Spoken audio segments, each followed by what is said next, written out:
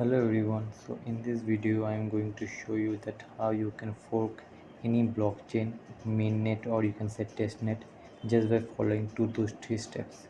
Let's get started. First you need to search in the Google Chrome buildware testnet.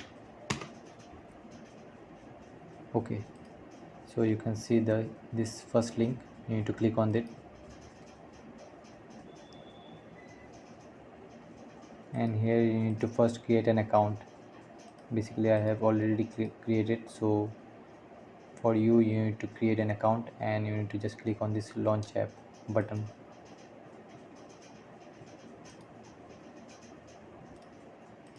Okay, so after you successfully log in into this site, you will see this dashboard.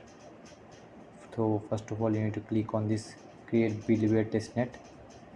Okay, first let me just delete all the recent testnet which I have created. Okay, great. So for now you need to click on this create buildware testnet. Then you need to choose the blockchain network you want to fork. Let's say I want to fork ethereum. Now you need to choose whether you want to fork ethereum mainnet or test or other test network present in this ethereum network mainnet.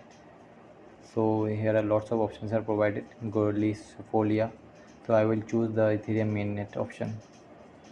Okay, and now you need to just click on this next. You can check whether it is up to your necessity or not. Then you can just click on this create buildware testnet. Okay, here you go, it has been started. So after it get the turns the status into live, you can copy the RPC URL as well as do lots of other things like verify your contract, as well as you can deploy your contract in this test network, and also you can copy the mnemonics and import in your MetaMask account so that you can test the ethereum mainnet without spending real ETH.